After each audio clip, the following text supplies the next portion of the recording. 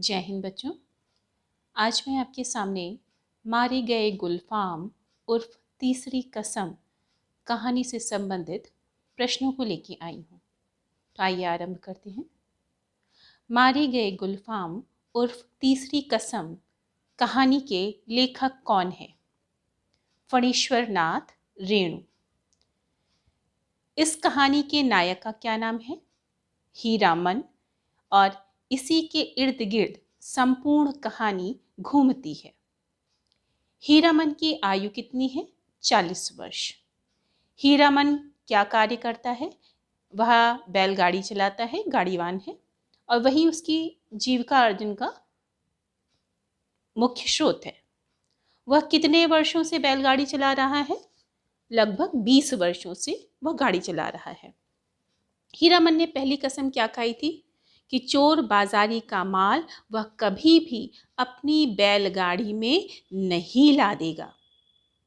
और इसके पीछे की भी एक कहानी है जो मैं आपको कहानी के सार में बता चुकी हूँ। अगला प्रश्न, हीरामन सीमा पार करके कहाँ जाता था? वह मौरंगराज नेपाल सीमा पार करके जाता था। नेपाल और भारत में वह अवैध सामान लेके आता जाता था। यहाँ पे बच्चों मैंने प्रश्न नहीं लिखा है, लेकिन उस पर बातचीत करना आवश्यक है। इस कहानी का जो शीर्षक है वह है मारे गए गुलफाम उर्फ तीसरी कसम। अब जरा इसको थोड़ा सा हम समझ लेते हैं। मैं बीच में इसलिए कह रही हूँ क्योंकि आप पूरा वीडियो कायदे से देखिए, इसमें कौन सा महत्वपूर्ण प्रश्न है वो भी मैं आपको समझाती चलूँगी।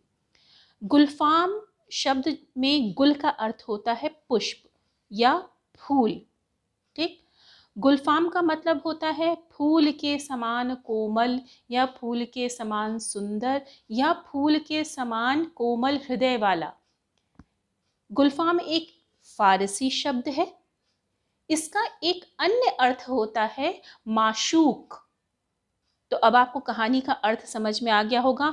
मारे गए गुलफाम उर्फ तीसरी कसम। आइए आगे बढ़ते हैं। फारबिसगंज का हर चोर व्यापारी हीरामन को क्या समझता था कि वह पक्का गाड़ीवान है और जो भी सामान लादा जाएगा वह सीमा के इस पार से उस पार सुरक्षित पहुंचा देगा, इसीलिए उसको पक्का गाड़ीवान समझा जाता था। हीरामन नेपाल सीमा के आर पार चोरी का सामान कितनी बार ले जा चुका था? 4 बार। हीरामन की गाड़ी किस बार पकड़ी गई? 5वीं बार जब वह सामान ला रहा था तभी उसकी गाड़ी पकड़ ली गई थी। किस ज़माने में हीरामन की गाड़ी पकड़ी गई थी? जब वह कंट्रोल का ज़माना था, तभी वह सीमा के भारतीय सीमा को पार करके नेपाल में जाता था। दरोगा साहब मुनीम को 2 सिपाहियों के साथ सड़क से कितनी दूर ले गए? 20 से 25 रस्सी दूर।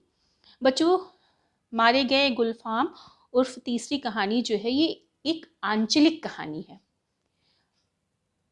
इसमें जो इसके जो लेखक हैं वो बिहार में ही उनका जन्म हुआ था, बिहार में ही वो पले बढ़े थे और वहाँ पे रहते हुए उन्होंने जो जीवन को देखा था उस जीवन को उन्होंने उसी प्रकार इस कहानी में वर्णित कर दिया है। तो जो दूरी नापने का पैमाना था, जो मीटर था, वो किलोमीटर और मीटर में नहीं था। लोग रस्सी के कि 20 से 25 रस्सी दूर, 1 हाथ दूर, 1 बित्ता दूर, इस प्रकार से नापते थे। तो जो दूरी का उल्लेख किया गया है वो क्या है? 20 से 25 रस्सी दूर। मुनीम जी दरोगा साहब को कितने रुपए देने के लिए तैयार थे ताकि दरोगा साहब उन्हें ना पकड़े? 5000 रुपये मुनीम जी देने के लिए तैयार थे।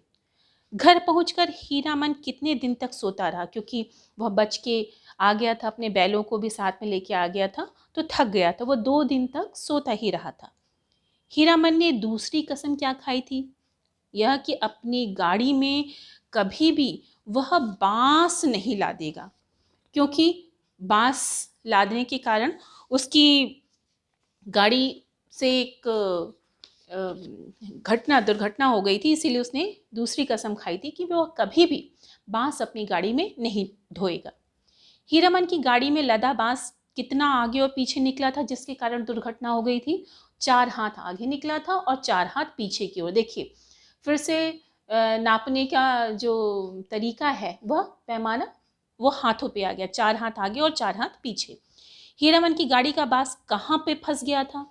एक घोड़ा गाड़ी जा रही थी चौराहे पे, उसी घोड़ा गाड़ी की जो छतरी थी, उसी छतरी में उसका बांस फंस गया था। इस घटना पर घोड़ा गाड़ी वाले ने क्या किया? उसने हीरामन को चाबुक से मारते हुए भद्दी गालियां दी थी। इससे इस घटना से हीरामन बहुत दुखी हो गया था। यह घटना कहाँ पे घटित हुई थी? खरहिया शहर में हुई थी। इस घटना के बाद हीरामन ने कौन सी कसम खाई थी? हीरामन ने दूसरी कसम खाई थी कि वह कभी भी अपनी गाड़ी में बांस नहीं ला देगा, और इसी कारण उसने खरहिया शहर की जो सवारी होती थी उसको भी ले जाना बंद कर दिया था, क्योंकि वो कोमल हृदय व्यक्ति था। उसे बहुत बुरा लगा कि उसे उस शहर में उसके साथ में ऐसी घटना घटी, जिसके कारण हृदय द्रवित होने के कारण, दुखी होने के कारण उसने कसम खा ली थी। सर्कस कंपनी के बाघ को किसने अपनी गाड़ी में लादा था? तब सर्कस में जब बाघ आते थे तो आने जाने का साधन बिहार में बैलगाड़ी ही थी। कोई भी गाड़ीवान शेरों, पिंजरे में बंद हुए शेरों को अपनी गाड़ी में बैठाना नहीं चाहता था, लेकिन हीरामन ने ये साहस किया था और अपनी गाड़ी पर बाघ को लादा था। बाघ को लादकर कहाँ से कहाँ तक ले गया था हीरामन? चंपानगर से फारबिसगंज तक ले गया था। बाघ लादने का भाड़ा उसे कितना मिला था? उस समय 100 रुपये मिला था। हीरामन की गाड़ी में कौन जनानी सवारी थी? हीराबाई। अब देखिए, यह इंपॉर्टेंट प्रश्न आ रहा है, इसको ध्यान दीजिएगा। हीराबाई कौन थी?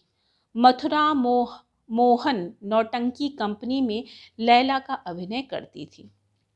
हीराबाई की गाड़ी में बैठने पर हीरामन को क्या महक उठा? उसे लग रहा था कि पता नहीं गाड़ी में कौन बैठा है, जैसे एक पूरी गाड़ी महक उठी थी। उसे लग रहा था कि ये सवारी नहीं, जैसे लग रहा है चंपा का फूल है कोई। हीराबाई मेला टूटने से कितने दिन पहले आई थी? 15 दिन पहले आई थी। हीरामन की गाड़ी में बैठते समय हीराबाई ने क्या पहन रखा था? काली ओढ़नी में वह लिपटी थी। इसीलिए आगे चल के आप कहानी में देखेंगे कि उसे यह भ्रम हो जाता है कि कहीं डर जाता है वह हीरामन, कि कहीं ऐसा तो नहीं कि मेरी गाड़ी में कोई डाकनी पिशाचनी बैठी हुई है। हीरामन ने कितने साल लगातार मेले में लदनी लादी है? 7 साल तक। हीरामन की गाड़ी जब चंपानगर से सिंधिया गांव के बीच पहुंचती है तो जनानी सवारी को हीरामन क्या समझता है? देखिए, वह प्रश्न आ गया, डाकनी और पिशाचनी समझता है। हीरामन ने तीसरी कसम कौन सी खाई? देखिए, यही इसी कसम पर ही यह कहानी लिखी गई है। क्या उसने कसम खाई? कि वह कंपनी की बाई की लदनी अपने जीवन में अब कभी भी नहीं करेगा। हीराबाई हीरामन से जाते समय रुपए की पोटली देकर क्या कहती है? वह कहती है कि तुम अपने लिए एक गरम चादर खरीद लेना।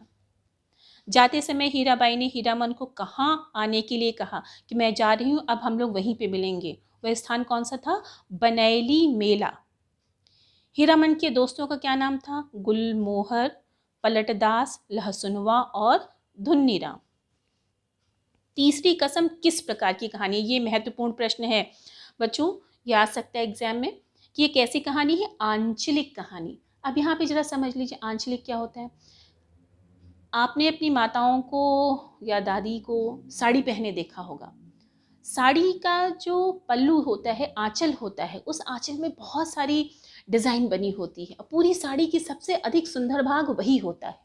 वैसे ही साहित्यकार ने अपने क्षेत्र की समस्त विशेषताओं का वर्णन इस कहानी में किया। जब साहित्य में करता है तब वो वहाँ का खान पान, रहन सहन, वहाँ की प्रकृति, वहाँ की ग्राम्य देवता, वहाँ की नदियाँ, वहाँ के लोगों की सोच, हर एक चीज़ को बारीकी से वर्णित करता है। देखिए, आप देखेंगे इस कहानी में लोकगीतों का वर्णन है, लोक मान्यताओं का वर्णन है। तो उस लोक का, ग्राम्य अंचल का वर्णन रेणु जी ने अपनी इस कहानी में बहुत ही सूक्ष्मता से किया है, बहुत ही यथार्थ और सत्यता परक किया है। इसी ही हम क्या कहते हैं, एक अंचल विशेष की, एक स्थान विशेष की जो विशेषताओं का वर्णन करते हैं, तो हम कहते हैं ऐसा साहित्य क्या होता है? आंचलिक साहित्य।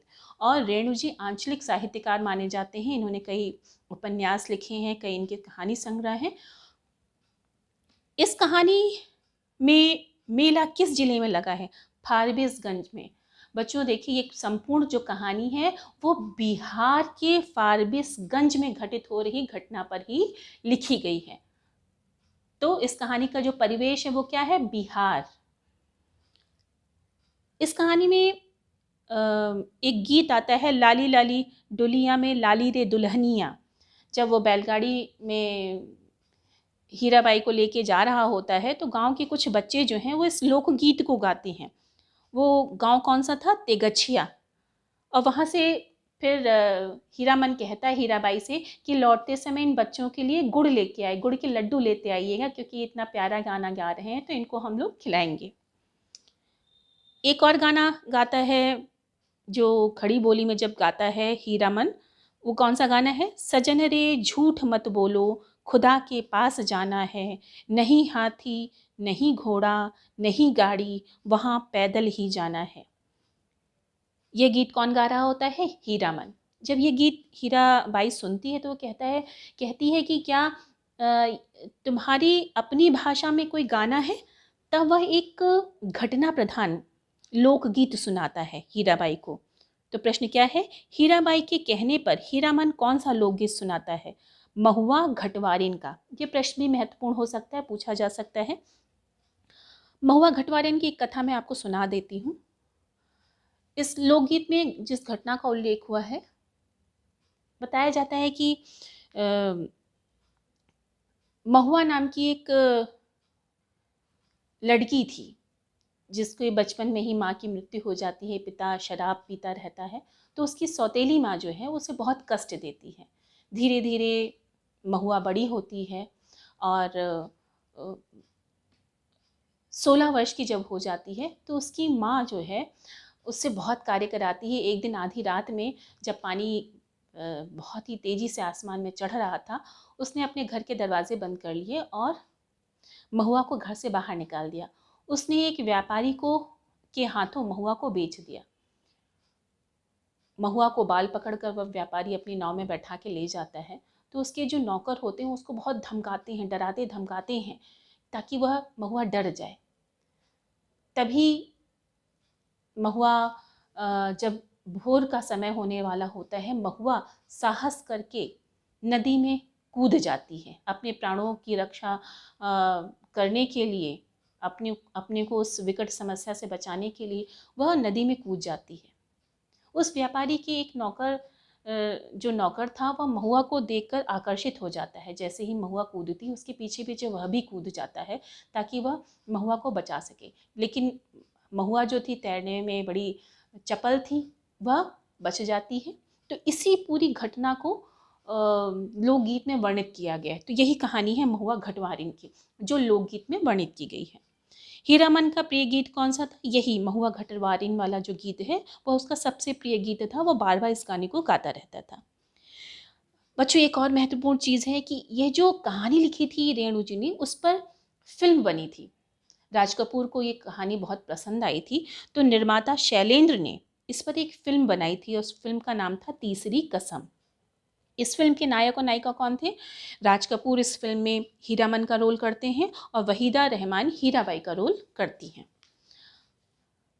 आपको एक प्रश्न और संभवतः इसमें मैंने नहीं लिखा है लेकिन आप जान लीजिए, क्योंकि हीरामन और हीराबाई के नाम में हीरा कॉमन है, इसीलिए हीराबाई हीरामन को मीता कह के बुलाती है। तो प्रश्न पूछा जा सकता है कि हीराबाई हीरामन को किस नाम से बुलाती थी? तो कौन सा प्रश्न था? मीता। और एक स्थान पे वह गुरुजी भी कहने लग गई थी, तो हीरामन मना करता है कि हमें गुरुजी मत कहिए, तब वह मीता कहने लगती है। आइए आगे प्रश्न देखते हैं। ये कुछ महत्वपूर्ण प्रश्न, बच्चों इनको ध्यान से देखिएगा। मैला आंचल उपन्यास किसकी रचना है? ये भी एक आंचलिक उपन्यास से पूछा जा सकता है, बहुत महत्वपूर्ण प्रश्न है। मैला आंचल उपन्यास किसकी रचना है? फणीश्वर नाथ रेणु की रचना है। अच्छा, इसमें देखिए रेणु सिंगल इन्वर्टेड कॉमा में लिखा है, ये इनका उपनाम है बच्चों। मैला आंचल किस प्रकार का उपन्यास है? आंचलिक उपन्यास है, अंचल विशेष का वर्णन किया गया है। रेणु जी किस प्रकार के उपन्यासकार हैं? आंचलिक उपन्यासकार हैं। ये सब इम्पॉर्टेंट प्रश्न चल रहे हैं। एक और इम्पॉर्टेंट प्रश्न है, लाल पान की बेगम कहानी के रचनाकार कौन है? वह है फणीश्वरनाथ रेणु। ठेस कहानी किसने लिखी है? फणीश्वरनाथ रेणु द्वारा लिखी गई है। रेणु जी के साहित्य का मुख्य विषय क्या रहा है? ग्रामीण लोक जीवन के चित्र को प्रस्तुत करना। ऋण जल धन जल किस विधा में लिखा गया? ये रिपोर्टाज है बच्चों। ऋण जल मतलब जल की कमी हो जाना, जब सूखा पड़ जाता है। धन जल मतलब जब बाढ़ आ जाती है, तो उसका वर्णन बिहार में उसका किस प्रकार से वो स्थिति उत्पन्न होती है जब सूखा पड़ जाता है, जब बाढ़ आती है, तो उसका वर्णन उन्होंने रिपोर्टाज शैली में किया। ये भी एक महत्वपूर्ण प्रश्न है। रेणु जी का जन्म कब हुआ था? 4 मार्च सन 2021 को बिहार के पूर्णिया जिले में इनका जन्म हुआ था।